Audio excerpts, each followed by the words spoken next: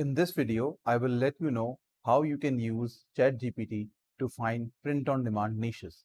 So let's get into it.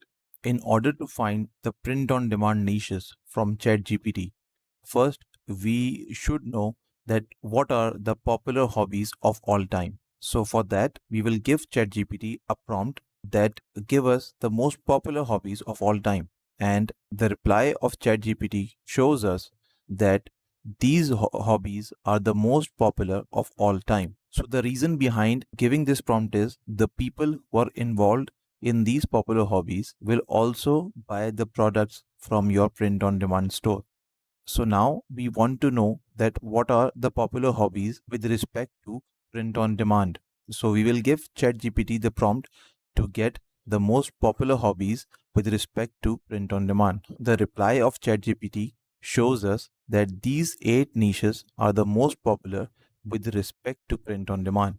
Now we need to know that which of these niches have the high selling potential. So we give ChatGPT a prompt to get to know the niches which have a high selling potential. So in reply, ChatGPT gave us the niches which have the high selling potential. It also mentioned the products that we can sell if we choose any one niche.